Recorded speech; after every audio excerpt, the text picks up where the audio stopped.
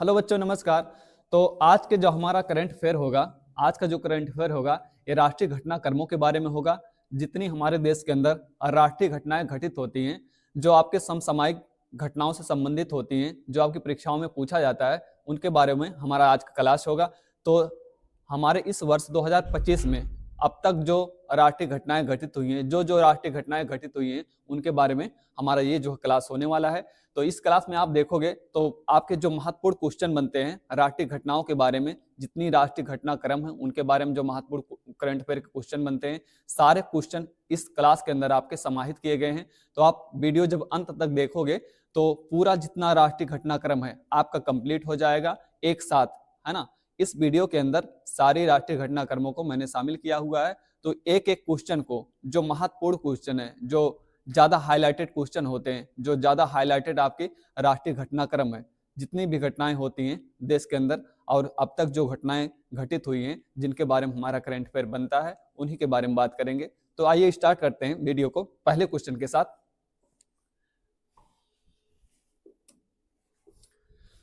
पहला प्रश्न हमारा है, ग्लोबल फायर इंडेक्स में भारत की रैंक क्या है। तो ग्लोबल फायर इंडेक्स में भारत की रैंक क्या है, पहला क्वेश्चन हमारा ये पूछा गया है। तो आप जानते हो ये कंप्लीट घटनाक्रम है, राष्ट्रीय घटनाक्रम है। तो हम थोड़ा सा तेजी से चलेंगे, एक एक क्वेश्चन को आप देखिए और अपना जो है इसमें विकल्प जो है क्लिक करिए, है ना। तो बताइए, पहला क्वेश्चन हमारा है, ग्लोबल फायर इंडेक्स में भारत की रैंक क्या है, पहली, तीसरी, पांचवी, चौथी। तो जो हमारा ग्लोबल फायर इंडेक्स होता है, इसमें हमारी क्या रैंक है, तो हमारी इसमें रैंक है चौथी रैंक है।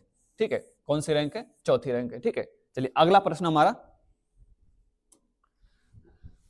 केंद्रीय मंत्री किरण रिजिजू के द्वारा लोक संवर्धन पर्व का उद्घाटन कहां किया गया। तो इस वर्ष जो राष्ट्रीय घटनाक्रम के अंदर ये आपका लोक संवर्धन पर्व का उद्घाटन किया गया है। इसका उद्घाटन कहां किया गया, लोक संवर्धन पर्व का। तो इंदौर के अंदर, भोपाल के अंदर, नई दिल्ली के अंदर या कोलकाता के अंदर। तो ये जो आपका संवर्धन पर्व का आयोजन हुआ कहां पे हुआ, ये पूछा गया है। तो लोक संवर्धन पर्व इसका आयोजन किया गया था नई दिल्ली के अंदर। कहां पे बाबू, नई दिल्ली के अंदर। ठीक है, अगला प्रश्न हमारा, महाकुंभ में आए हुए श्रद्धालुओं के लिए मुफ्त लॉकर सुविधा किस वित्तीय संस्था के द्वारा प्रदान किया गया है। जो महाकुंभ में सारे श्रद्धालु आए हुए, सारे श्रद्धालुओं का सर्व सामान हमने कहा सुरक्षित रहे, उसके लिए लॉकर सुविधा प्रदान किया गया है। और ये जो लॉकर सुविधा है ये किस फाइनेंस कंपनी के द्वारा इसका प्रारंभ किया गया, नाबार्ड के द्वारा, एंजल वन के द्वारा, मुथूट फाइनेंस के द्वारा या बजाज फाइनेंस के द्वारा। तो ये आपका जो वित्तीय लॉकर सुविधा प्रदान किया जा रहा है महाकुंभ के अंदर, ये किसके द्वारा प्रदान किया जा रहा है, तो मुथूट फाइनेंस के द्वारा। ठीक है, तो मुथूट फाइनेंस ने ऐसी व्यवस्था की है कि अपना सर्व सामान आप वहां पर सुरक्षित रूप से रख सके कुंभ के अंदर। तो ये है मुथूट फाइनेंस। अगला प्रश्न है, महाकुंभ में महाप्रसाद सेवा भंडारा कार्यक्रम किस समूह के द्वारा किया गया। तो ये किस कंपनी समूह के द्वारा ये महाभंडारा जो प्रोग्राम है, जिसको महाप्रसाद कहा गया है, तो ये महाप्रसाद प्रोग्राम किस कंपनी के द्वारा जो है शुरू किया गया, टाटा समूह के द्वारा, बजाज समूह के द्वारा, अडानी समूह के द्वारा या आपका जो है रिलायंस समूह के द्वारा। तो ये जो भंडारा कार्यक्रम जिसको महाप्रसाद सेवा कार्यक्रम कहा गया है, ये अडानी समूह के द्वारा, अडानी समूह और एक देखेंगे इस्कॉन समूह, इसमें इस्कॉन के द्वारा। ठीक है, तो इस्कॉन समूह और अडानी समूह ने मिलकर ये महाप्रसाद जो आयोजन है किया जा रहा है। जब तक कुंभ चलेगा ये आयोजन आपका चलता रहेगा। ठीक है, इसके बाद अगला प्रश्न है, हाल ही में किस राज्य के वर्जिन कोकोनट ऑयल को जीआई टैग प्रदान किया गया। तो ये आपका जो वर्जिन कोकोनट ऑयल है इसको जीआई टैग दिया गया है। तो ये वर्जिन कोकोनट ऑयल किस राज्य के अंतर्गत इसका उत्पादन किया जाता है, गोवा के अंदर, केरल के अंदर, अंडमान निकोबार के अंदर या लक्षद्वीप के अंदर।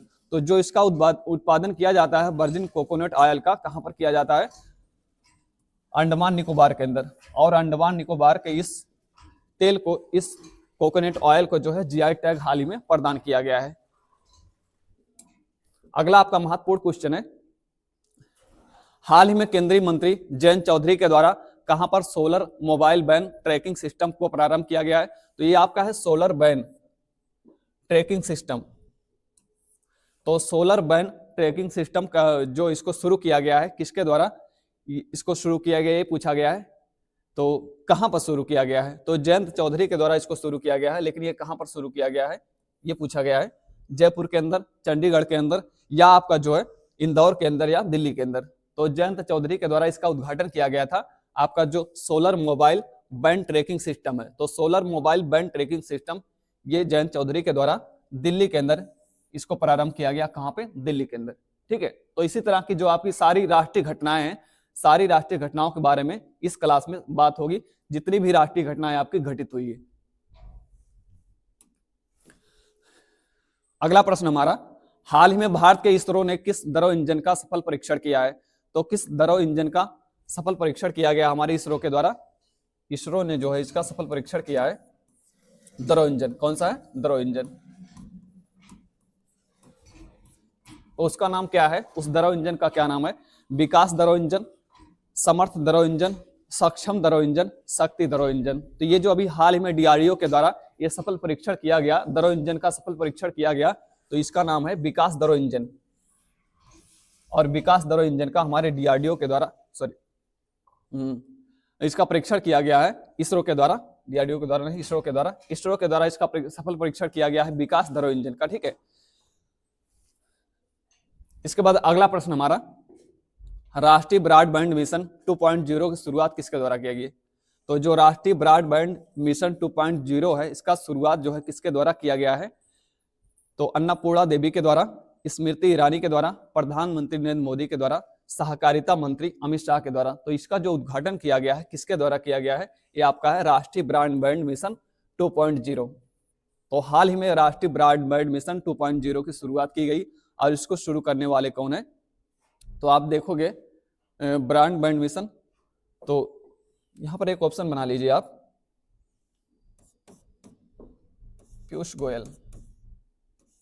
पीयूष गोयल, ठीक है, क्योंकि इसका जो प्रारंभ किया गया इसको पीयूष गोयल के द्वारा इसको प्रारंभ किया गया। एक सेकंड, इसको काट के पीयूष गोयल, पीयूष गोयल, यहां पर टाइपिंग मिस्टेक हुई है, तो पीयूष गोयल। तो राष्ट्रीय ब्रॉडबैंड मिशन 2.0 की शुरुआत करने वाले कौन है? पीयूष गोयल है। ठीक है, सही विकल्प आपका होगा सी, पीयूष गोयल।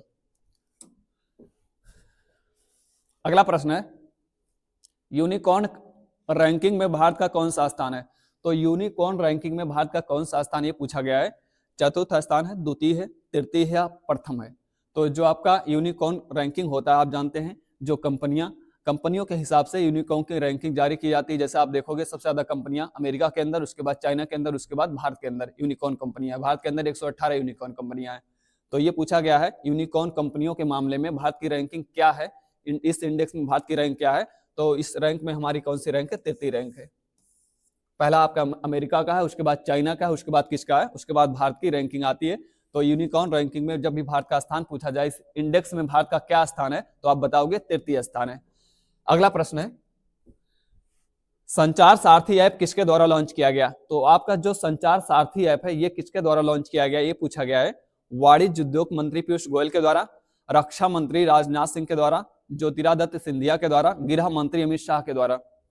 तो संचार सारथी ऐप ये किसके द्वारा लॉन्च किया गया है? तो आप जानते हैं संचार सारथी ऐप, ये हमने कहा कनेक्टिविटी को, बेहतर कनेक्टिविटी सुविधा प्रदान करने के लिए इस ऐप को लॉन्च किया गया है। और ये ऐप आपका कौन सा? तो संचार सारथी ऐप, संचार सारथी ऐप, और इसको लॉन्च किया गया है आपके ज्योतिरादित्य सिंधिया के द्वारा। ठीक है, जो हमारे संचार मंत्री हैं ज्योतिरादित्य सिंधिया, इनके द्वारा जो है लॉन्च किया गया है आपका संचार सारथी ऐप। अगला प्रश्न है, भारत मोबिलिटी ग्लोबल एक्सपो 2025 का आयोजन कहां किया गया? तो भारत ग्लोबल एक्सपो मोबिलिटी जो है 2025, इसका आयोजन कहां किया गया है? तो इसका आयोजन जो किया गया है आपके कहां पर किया गया? तो नई दिल्ली के अंदर इसका आयोजन किया जाता है। भारत मोबिलिटी ग्लोबल एक्सपो, जो हमने कहा वाहन होते हैं, वाहनों उनसे संबंधित बहुत सारे वाहनों का यहाँ पर क्या किया गया था? एक्सपो किया गया था। ठीक है, कि जो कहते हैं प्रदर्शनी टाइप का, एक्सपो कहते हैं प्रदर्शनी टाइप का होता है। बहुत सारे वाहन, यहाँ पर बहुत सारी वाहन की कंपनियां आई थी और उन्होंने अपना अपना आइडिया बताया था वाहनों के निर्माण के संबंध में। तो ये आपका जो नई दिल्ली के अंदर ये एक्सपो किया गया, भारत मोबिलिटी ग्लोबल एक्सपो 2025, और इसका उद्घाटन किया गया था प्रधानमंत्री के द्वारा, हमारे प्रधानमंत्री के द्वारा। ठीक है, प्रधानमंत्री ने इसका उद्घाटन किया था। तो नई दिल्ली में आपका भारत मोबिलिटी ग्लोबल एक्सपो 2025 का आयोजन किया गया। ठीक है, इसके बाद अगला क्वेश्चन हमारा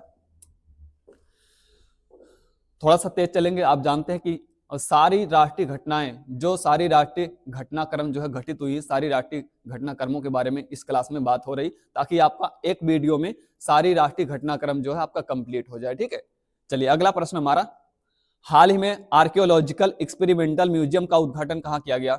आर्कियोलॉजिकल एक्सपेरिमेंटल म्यूजियम का उद्घाटन कहाँ पर किया गया है, ये पूछा गया है। दिल्ली के अंदर, अहमदाबाद, बड़नगर, जयपुर। तो ये आपका जो आर्कियोलॉजिकल एक्सपेरिमेंटल म्यूजियम है, इसका उद्घाटन आपके बड़नगर में किया गया है। कहां पे? बड़नगर के अंदर किया गया है। ठीक है, चलिए अगला प्रश्न है, रक्षा मंत्रालय के द्वारा मध्यम दूरी की सतह से हवा में मार करने वाली मिसाइल के लिए किसके साथ समझौता किया गया है? तो रक्षा मंत्रालय ने किसके साथ ये समझौता किया है? जो आपकी सतह से हवा में मार करने वाली मध्यम दूरी की मिसाइल है। तो ये मध्यम दूरी की मिसाइल के लिए जो समझौता किया गया, अडानी ग्रुप, डीआरडीओ के द्वारा, डीआरडीओ के साथ, हिंदुस्तान एरोनॉटिक्स लिमिटेड के साथ, या भारत डायनेमिक लिमिटेड के साथ। तो ये बीडीएल के साथ किया गया, इसको शॉर्ट में कहा जाता है बीडीएल, भारत डायनेमिक लिमिटेड कहा जाता है। तो ये जो समझौता किया गया है, हवा से सतह में मार करने वाली मिसाइल के निर्माण के लिए, मध्यम दूरी की मिसाइल के लिए किसके साथ किया गया है? तो ये भारत डायनेमिक लिमिटेड के साथ किया गया ये समझौता। ठीक है, इसके बाद अगला है, अटल भूजल योजना के तहत राष्ट्रीय स्तर के संचालन समिति की 7वीं बैठक कहां हुई है? तो अटल भूजल योजना के तहत राष्ट्रीय स्तर के संचालन समिति की 7वीं बैठक कहां हुई है? वाराणसी में, लखनऊ में, भोपाल में, नई दिल्ली में। तो ये जो बैठक हुई है अटल भूजल योजना के तहत, ये हुई है नई दिल्ली के अंदर। ठीक है, तो बाबू मैं आपको बता रहा हूं कि इस वीडियो के अंदर कंप्लीट आपका संपूर्ण जो राष्ट्रीय घटनाक्रम है, एक वीडियो में पूरी राष्ट्रीय जो घटनाएं होती हैं उसको कवर करने का प्रयास कर रहा हूं, और जो महत्वपूर्ण घटनाएं होती है, ठीक है, जो सर्वाधिक महत्वपूर्ण घटनाएं हैं उनको मैं यहाँ कवर करूंगा। ठीक है, तो इसका जो सही जवाब होगा हमारा डी, नई दिल्ली के अंदर आपका अटल भूजल योजना के तहत राष्ट्रीय स्तर की जो बैठक हुई है। ठीक है, अगला हमारा, हाल ही में किस केंद्रीय मंत्री के द्वारा भारत रणभूमि दर्शन ऐप लॉन्च किया गया? किस केंद्रीय मंत्री के द्वारा भारत रणभूमि दर्शन ऐप लॉन्च किया गया है? भारत रणभूमि दर्शन ऐप मतलब हमने कहा वहां पर आप विजिट करिए, देखिए हमारी सेनाएं किस तरह से कार्य करती हैं, उसके लिए भारत रणभूमि दर्शन ऐप जो विशेष हम जैसे हमने कहा एलएसी है, एलओसी है, वहां पर आप जाइए, देखिए किस तरह से सारी चीजें जो है, पहले युद्ध वगैरह हुए थे, सारा जो है टूरिज्म वहां आप हमने कहा करने चाहिए। ठीक है, प्रधान जो है धर्मेंद्र प्रधान के द्वारा, पीयूष गोयल के द्वारा, राजनाथ सिंह के द्वारा, अमित शाह के द्वारा। तो ये जो भारत रणभूमि दर्शन ऐप लॉन्च किया गया है, किसके द्वारा लॉन्च किया गया है? तो हमारे जो रक्षा मंत्री हैं राजनाथ सिंह के द्वारा।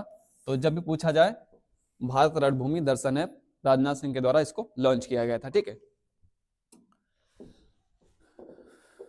अगला प्रश्न है, भारतीय सेना द्वारा आयोजित अभ्यास डेविल स्ट्राइक का मुख्य उद्देश्य क्या है? तो डेविल स्ट्राइक का मुख्य उद्देश्य क्या है? ये हमने कहा आपका अभ्यास है और इसका नाम है डेविल स्ट्राइक।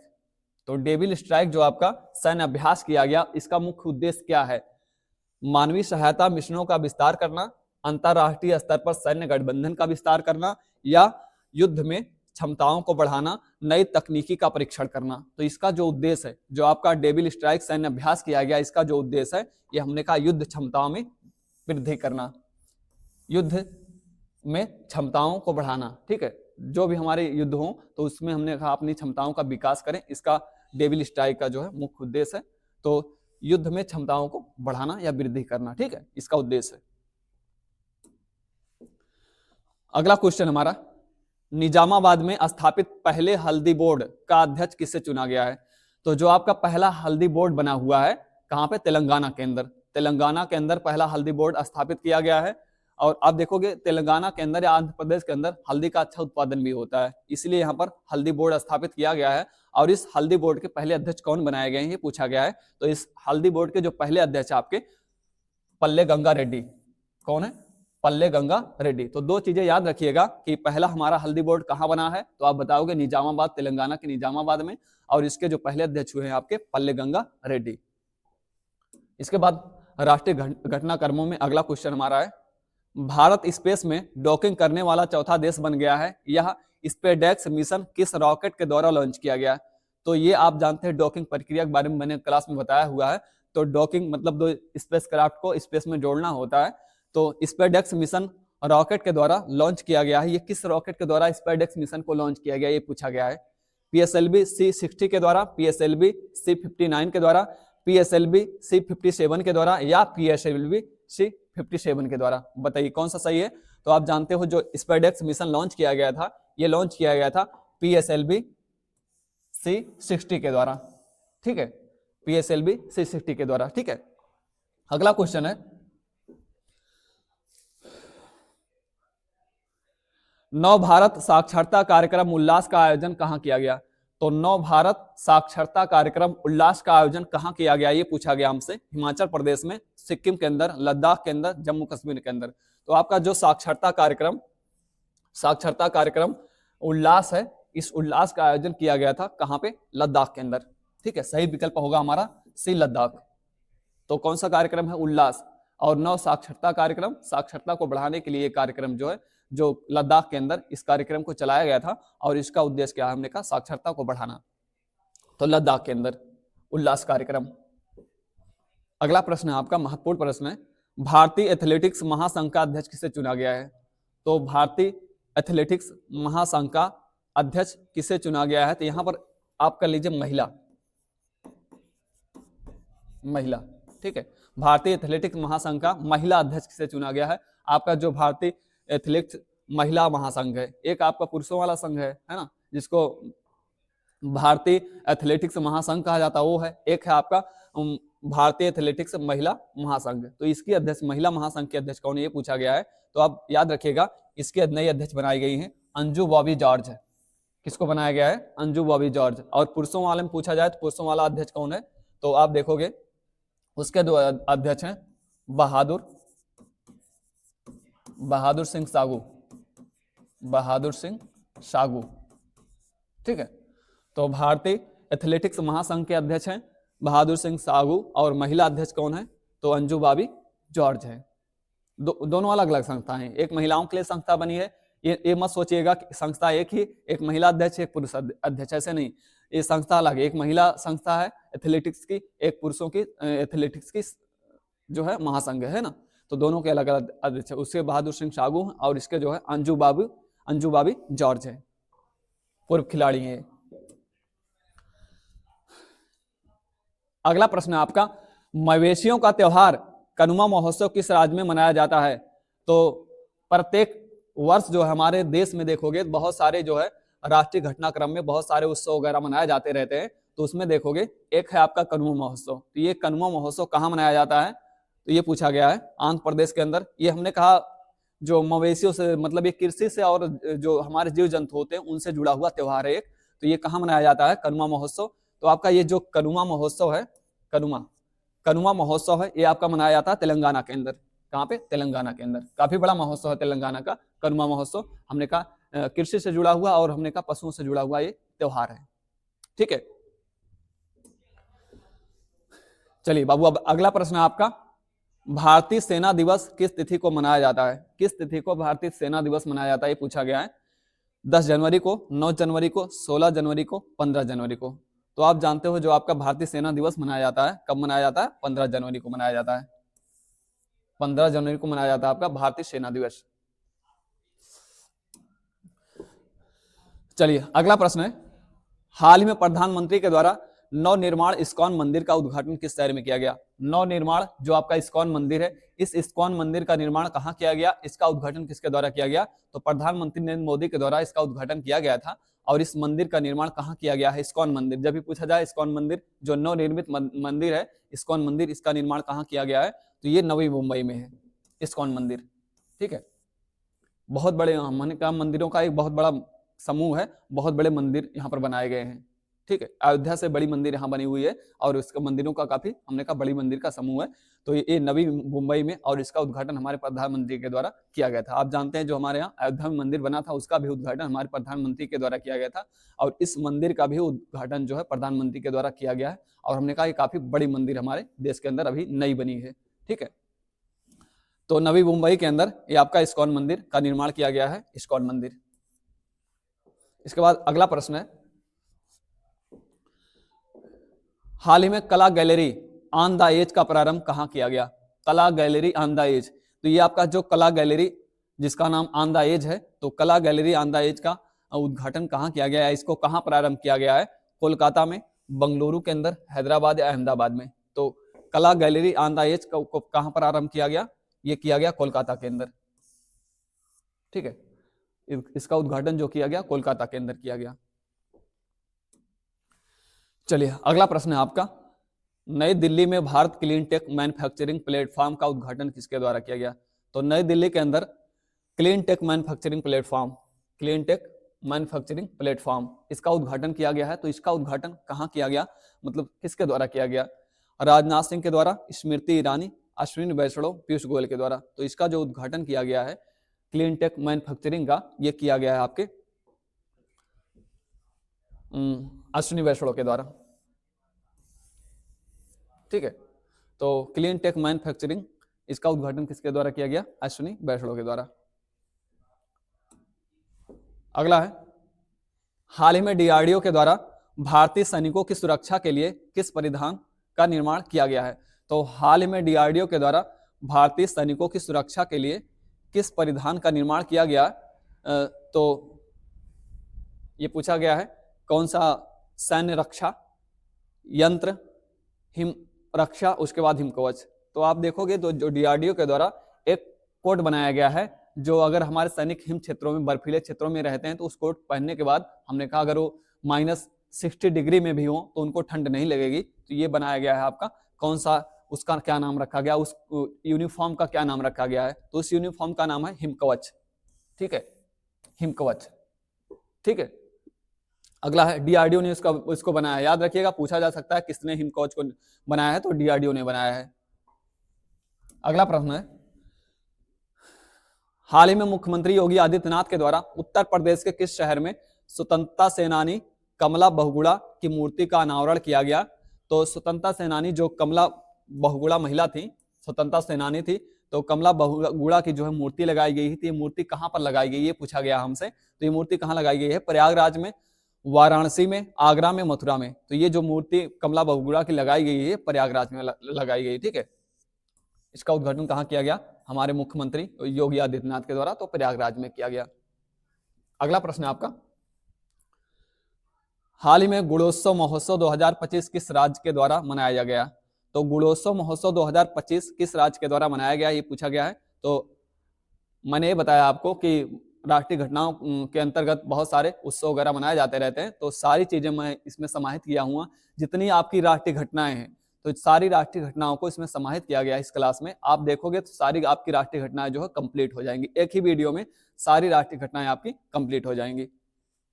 तो चलिए, गुणोत्सव महोत्सव कहाँ मनाया गया 2025 में इस बार, तो गोवा के अंदर, त्रिपुरा के अंदर, बिहार के अंदर, असम के अंदर। तो गुणोत्सव महोत्सव हर वर्ष मनाया जाता है, और इस बार जो है ये कहाँ पर मनाया गया, तो असम के अंदर। फिर इस बार जो है इसका सेलिब्रेशन किया गया गुणोत्सव महोत्सव का, कहाँ पे, असम के अंदर। तो जब भी पूछा जाए गुणोत्सव महोत्सव कहाँ मनाया जाता है, तो आप बताओगे असम के अंदर। चलिए बाबू, अगला प्रश्न है आपका, हाल ही में भारतीय प्रवासी सम्मान किसे प्रदान किया गया है। तो जो प्रवासी दिवस होता है, प्रवासी दिवस पर किसी ना किसी को जो है प्रवासी सम्मान दिया जाता है। तो इस बार जो प्रवासी दिवस के अवसर पर सबसे बड़ा सम्मान दिया गया है, किसको दिया गया है प्रवासी सम्मान, ये पूछा गया है। कार्ला कंगालू को, विशाल कुलकर्णी को, तैयब इकराम को, सैयद अनवर खुर्शीद को। तो ये जो आपका भारतीय प्रवासी सम्मान, आप जानते हैं इस बार जो भारतीय प्रवासी दिवस का आयोजन कहाँ किया गया था, तो भुवनेश्वर के अंदर, ठीक है। याद रखिएगा, पूछा जा सकता है आपसे कि भारतीय प्रवासी दिवस का इस बार आयोजन कहाँ किया गया, तो भुवनेश्वर में किया गया। और ये जो सम्मान दिया गया है सैयद अनवर खुर्शीद को दिया गया है ये सम्मान, ठीक है। ये डॉक्टरी पेशा से जुड़े हुए व्यक्ति हैं, तो डॉक्टर हैं ये सैयद अनवर खुर्शीद, तो इनको दिया गया इस बार भारतीय प्रवासी सम्मान, ठीक है।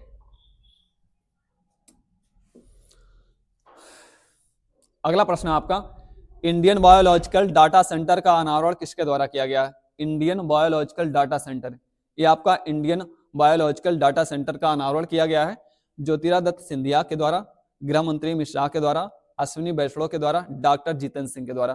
तो आपका इंडियन बायोलॉजिकल डाटा सेंटर, इसका अनावरण किया गया, तो इसका अनावरण किया गया आपके डॉक्टर जितेंद्र सिंह के द्वारा, डॉक्टर जितेंद्र सिंह के द्वारा इंडियन बायोलॉजिकल डाटा सेंटर का उद्घाटन किया गया या अनावरण किया गया, ठीक है।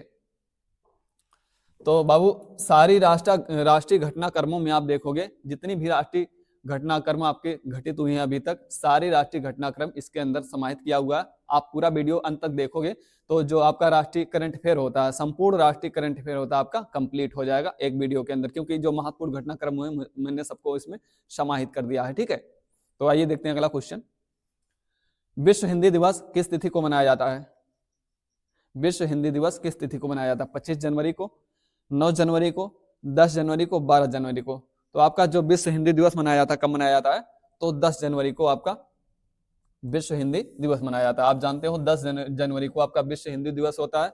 और राष्ट्रीय जो आपका राष्ट्रीय हिंदी दिवस होता है कब होता है? राष्ट्रीय हिंदी दिवस, तो आपका राष्ट्रीय हिंदी दिवस होता है 14 सितंबर को, 14 सितंबर को। ठीक है, अगला प्रश्न आपका, उत्तर प्रदेश सरकार के द्वारा एग्री नेटवर्क के लिए किसके साथ समझौता किया गया है? अग्री नेटवर्क, जो आपका अग्री नेटवर्क होता है, अग्री नेटवर्क के लिए जो समझौता किया गया है, मतलब एग्रीकल्चर में कनेक्टिविटी को, नेटवर्क और कनेक्टिविटी को बढ़ाने के लिए ये आपका अग्री नेटवर्क समझौता किया गया है। किस कंपनी के साथ ये समझौता किया गया है? माइक्रोसॉफ्ट, रिलायंस जियो, फोन पे या गूगल क्लाउड। तो अग्री नेटवर्क, ये समझौता अग्री नेटवर्क के लिए समझौता किया गया है। और वर्तमान हमने कहा उत्तर प्रदेश सरकार ने किया है, किसके साथ किया है? गूगल क्लाउड के साथ, गूगल क्लाउड के साथ यह समझौता आपका किया गया है। ठीक है, इसके बाद अगला है, मादक पदार्थों के तस्करी और राष्ट्रीय सुरक्षा पर क्षेत्रीय बैठक की अध्यक्षता नई दिल्ली में किसके द्वारा किया गया? तो मादक पदार्थों पर तस्करी, जो मादक पदार्थों का तस्करी होता है, जो नारकोटिक्स चीजें होती हैं, उसके लिए जो समझौता किया गया है, ये बैठक की गई है। कहां पर किया गया है? मनसुख मांडविया के द्वारा। इसकी अध्यक्षता किसने की है? ठीक है, तो ये बैठक आपकी नई दिल्ली में हुई। कहां पे? नई दिल्ली में। तो जो मादक पदार्थ होते हैं उसकी तस्करी वगैरह होती है, अवैध व्यापार होता है उसका, उसके लिए ये बैठक किया गया नई दिल्ली के अंदर। और नई दिल्ली के अंदर जो बैठक किया गया था, इसकी अध्यक्षता कौन कर रहे थे, ये पूछा गया है। तो इसकी अध्यक्षता कर रहे थे आपके अमित शाह। ठीक है, अमित शाह के द्वारा इस बैठक की अध्यक्षता की गई।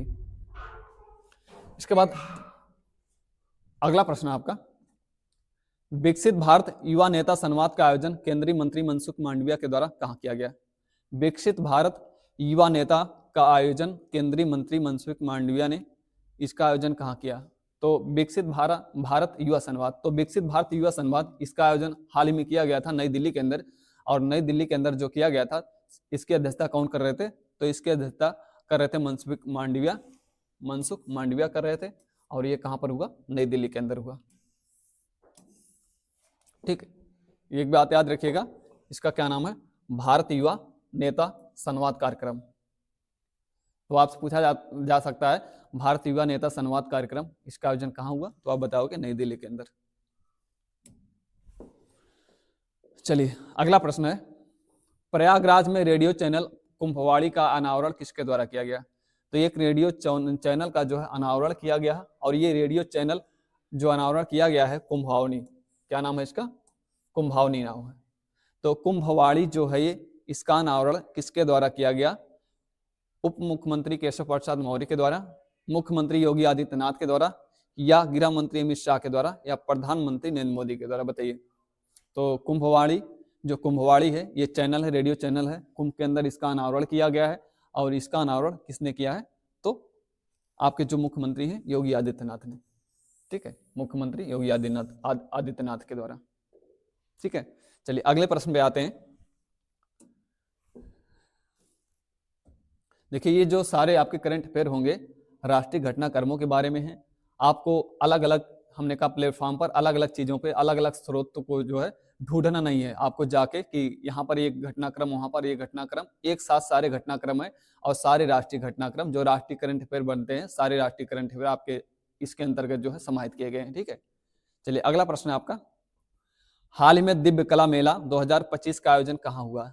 दिव्य कला मेला, तो दिव्य कला मेला हमने कहा जो आपका दिव्य कला मेला है, ये दिव्यांगों से संबंधित मेला था। इसमें हमने कहा किस तरह से उनको स्किल्ड किया जाए, दिव्यांगों को जो है स्किल्ड किया जाए। तो यहाँ पर बहुत सारे प्रदर्शनी वगैरह लगाए गए थे, या उनको क्या कहते हैं, प्रशिक्षण वगैरह यहाँ पर दिया जा रहा था। उसके लिए दिव्य कला मेला का आयोजन 2025 में किया गया। तो ये आयोजन कहाँ किया गया था? बंगलुरु में, अहमदाबाद में, बड़ोदरा में या आपके चेन्नई के अंदर?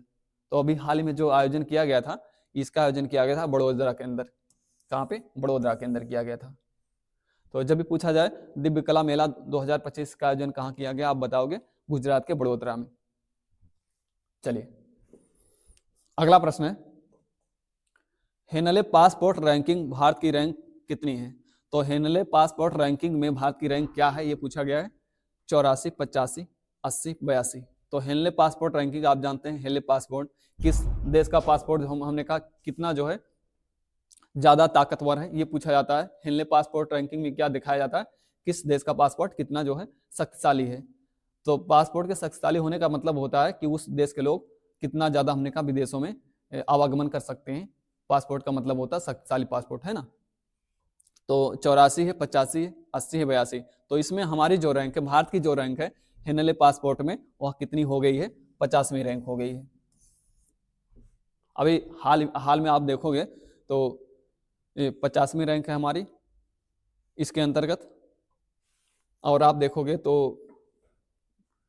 ज्यादा देशों में हम देखोगे, बहुत सारे देशों में हम जा सकते हैं इस बीजे के साथ, इतनी रैंकिंग के साथ। बहुत सारे देशों, 50 से ज्यादा देशों में हम जा सकते हैं इतनी रैंकिंग के साथ।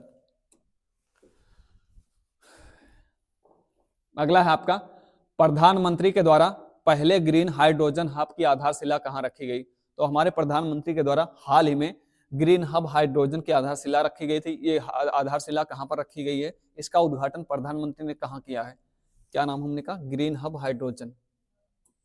पहले ग्रीन हाइड्रोजन हब की आधारशिला प्रधानमंत्री ने विशाखापट्टनम में रखा है। कहां पे? विशाखापट्टनम में। ठीक है। अगला है आपका,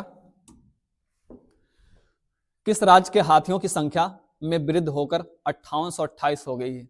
हाथियों की संख्या में वृद्धि हुई हाल ही में इस राज्य के अंतर्गत, काफी ज्यादा संख्या में वृद्धि हुई हाथियों के। तो ये पूछा गया है, टोटल हाथियों की संख्या अब उस राज्य में 5828 हो गई है। 5828 हो गई। सबसे ज्यादा हाथियों वाला देश आपका बोत्सवाना है। अफ्रीका में हाथियों की संख्या ज्यादा है, तो बोत्सवाना जो है विश्व में सबसे ज्यादा, बोत्सवाना और कांगो आपके सर्वाधिक हाथियों वाले देश कहलाते हैं। बाकी सफेद हाथियों का देश आप जानते हो थाईलैंड कहलाता है। हमारे यहाँ हाथियों की संख्या असम के अंदर जो है 5828 हो गई है वृद्धि होकर। कितना? 5828 असम के अंदर। तो जब भी पूछा जाए सर्वाधिक हाथियों की संख्या हमारे कहाँ पे है, तो केरल के अंदर सर्वाधिक हाथियों की संख्या है ना। और इस बार हमने कहा वृद्धि बहुत ज्यादा संख्या में हुई, कहां पर? असम के अंदर हाथियों की संख्या में। चलिए आपका अगला प्रश्न है, थोक मूल्य सूचकांक का आधार वर्ष 2011-12 से बदलकर कितना कर दिया गया है? तो जो आपका थोक मूल्य सूचकांक होता है जिसका आधार वर्ष 2011-12 था, पहले कितना था? इसका आधार वर्ष थोक मूल्य सूचकांक का, जिसको WPI आप कहते हो, होलसेल प्राइस इंडेक्स। तो होलसेल प्राइस इंडेक्स जिसका आधार वर्ष क्या था, बेस ईयर कितना था? 2011-12 था। अब उसका बेस ईयर चेंज करके कितना कर दिया गया, ये पूछा गया है। इसके बेस ईयर को जो है चेंज कर दिया गया है, 2022-23 कर दिया गया है। ठीक है, जिससे हम सही से कैलकुलेट कर पाए। बहुत पुराना आधार वर्ष था, तो हम जो कैलकुलेशन निकालते थे थोक मूल्य का कि थोक मूल्य कितना हो सकता है, तो सही से नहीं निकलता था क्योंकि ये बेस ईयर पुराना हो गया था। लेकिन उसको ठीक से कैलकुलेट करने के लिए इसका आधार वर्ष चेंज करके 2022-23 कर दिया गया है। ठीक है। चलिए बाबू अगला प्रश्न आपका, हाल ही में जारी रिपोर्ट के अनुसार पर्यावरण प्रदर्शन सूचकांक में सर्वाधिक प्रदूषित शहर कौन सा है? तो जो आपका जारी किया गया है, रिपोर्ट जारी किया गया है पर्यावरण प्रदर्शन सूचकांक के अनुसार, तो इसमें पर्यावरण प्रदर्शन सूचकांक में विश्व का सर्वाधिक प्रदूषित शहर कौन सा है पूछा गया है। दिल्ली, हनोई, मनीला या बीजिंग, कौन सा है आपका सर्वाधिक प्रदूषित शहर, ये पूछा गया। बाबू बताइए, दिल्ली, हनोई, मनीला और बीजिंग। हाल ही रिपोर्ट आई थी कि विश्व का सर्वाधिक प्रदूषित शहर कौन सा है, ये पूछा गया है। तो हनोई जो है ये विश्व का सर्वाधिक प्रदूषित शहर है वर्तमान समय में। ठीक है, हनोई, ये आप जानते हैं वियतनाम की राजधानी है। किसकी? वियतनाम। वियतनाम, वियतनाम की कैपिटल सिटी कौन सी है? हनोई। ठीक है, ये विश्व की सर्वाधिक प्रदूषित राजधानी, पोल्यूटेड जो है कैपिटल है। अगला प्रश्न आपका, हाल ही में जारी रिपोर्ट के अनुसार 2024 में वाहनों के खुदरा बिक्री में कितने % की वृद्धि हुई है? तो वाहनों के खुदरा बिक्री में कितने % की वृद्धि हुई है? ये हमारा 9.5% और उसके बाद 7%, 8.5% और 9%। तो जो वाहनों के खुदरा मूल्य में वृद्धि हुई है, तो वाहनों के खुदरा मूल्य में वृद्धि हुई है कितना %? 9%। ठीक है, 9% की वृद्धि हुई है। अगला क्वेश्चन है आपका, हाल ही में केंद्रीय कपड़ा मंत्री गिरिराज सिंह के द्वारा हथकरघा उद्योग के नए भवन का उद्घाटन किस राज्य में किया गया? तो आप जानते हो, हाल ही में केंद्रीय कपड़ा मंत्री गिरिराज सिंह के द्वारा हथकरघा उद्योग के नए भवन का उद्घाटन किस राज्य में किया गया? तमिलनाडु के अंदर, गुजरात के अंदर, बंगाल के अंदर, बिहार के अंदर। तो ये जो हमारे मंत्री हैं, कपड़ा मंत्री कौन है? गिरिराज सिंह। आप जानते हैं बेगूसराय से जो सांसद हैं गिरिराज सिंह, तो इन्होंने एक नए भवन का उद्घाटन किया है। कहाँ पर? तमिलनाडु में, गुजरात में, बंगाल में, बिहार में। तो ये जो किया गया उद्घाटन बंगाल के अंदर, ठीक, नए भवन का। तो हथकरघा उद्योग के नए भवन का उद्घाटन बंगाल के अंदर किया गया, हमारे जो केंद्रीय मंत्री हैं और कपड़ा मंत्री हैं गिरिराज सिंह। ठीक है, तो बाबू ये मैंने आपसे बताया कि ये जो संपूर्ण राष्ट्रीय घटनाक्रम है, अगर देखिए जो घटनाक्रम यहाँ से छूटेगा उसको मैं दूसरे वीडियो में उसको कवर करा दूंगा, लेकिन ये मास्टर वीडियो है राष्ट्रीय घटनाक्रमों के बारे में। आप इस वीडियो को देखोगे तो सारी राष्ट्रीय घटनाक्रम, जितनी भी राष्ट्रीय घटनाक्रम है और जो महत्वपूर्ण घटनाएं आपकी घटित हुई है, आपका सारा करंट अफेयर यहाँ से कवर हो जाएगा। ठीक है, तो ये वाला क्वेश्चन हमारा, हाल ही में उत्तर प्रदेश अधीनस्थ सेवा चयन आयोग का नया अध्यक्ष किसे चुना गया है? तो आपका जो उत्तर प्रदेश अधीनस्थ सेवा चयन, जिसको आप क्या कहते, यूपी SSS कहते हो, यूपी SSS। ठीक है, उत्तर प्रदेश जो आपका अधीनस्थ सेवा चयन आयोग है, उसके जो नए अध्यक्ष कौन बने, ये पूछा गया है। यूपी SSS के नए अध्यक्ष कौन बने? विशाल भारद्वाज, संजय मूर्ति, पुनीत गोयनका या सत्यनारायण सावत। तो इसके जो नए अध्यक्ष बन गए हैं, कौन बन गए हैं? तो इसके नए अध्यक्ष बने आपके सत्यनारायण सावत। ठीक है, तो सत्यनारायण सावत इसके नए अध्यक्ष बन गए हैं। तो मैं इसी तरह का जो आपका अलग अलग टॉपिक पे होगा, सारे जो क्वेश्चन आपके बनेंगे परीक्षाओं में, आने वाली परीक्षाओं में जितने भी क्वेश्चन आपके बनेंगे, मैं सारी चीजें आपको कवर करा दूंगा। जैसे आप देखो ये आपके राष्ट्रीय घटनाक्रम है। आपका जो अगला टॉपिक हो सकता है वो कौन सा होगा? आपके अंतर्राष्ट्रीय घटनाक्रम। तो सारे अंतर्राष्ट्रीय घटनाक्रमों के बारे में आपका करंट अपडेट करा दूंगा। बाकी जो स्पोर्ट के बारे में सारी चीजें होती, खेल के बारे में सारी चीजें होती, सारी घटनाएं होती, उसको अपडेट करा दूंगा। अलग अलग टॉपिक पे मैं आपका जो है सारी चीजें जो है यहाँ पर कवर करा दूंगा। ठीक है, तो आपको अलग अलग भटकना नहीं पड़ेगा, इकट्ठा नहीं करना पड़ेगा आपको चीजों को, क्योंकि मैं खुद इकट्ठा करके लाता हूँ और आपका ज्यादा समय ना जाए और आपको ज्यादा मेहनत भी ना करना पड़े उसके लिए, याद करने के लिए। तो मैं खुद इसको अच्छे से कलेक्ट करके लेकर आता हूँ। जैसे आप यहाँ देखोगे ये राष्ट्रीय घटनाक्रम है, और इस वीडियो को देखोगे तो आपके सारी राष्ट्रीय घटनाक्रम कवर हो जाएंगे। बाकी इसके बाद अंतर्राष्ट्रीय घटनाक्रम होगा, जो आपकी सारी खेल प्रतियोगिताएं होती हैं, उनके जो घटनाएं घटित होती हैं, सारे पुरस्कार के बारे में, अलग अलग टॉपिक के बारे में अलग अलग आपका वीडियो होगा। और ज्यादा मेहनत नहीं करना पड़ेगा आपको। ठीक है, क्योंकि मेहनत मैं कर रहा हूँ, इसको कलेक्ट कर रहा हूँ जो महत्वपूर्ण घटनाएं घटित हुई हैं। तो इसका सही आंसर क्या होगा? सत्यनारायण सावत होगा।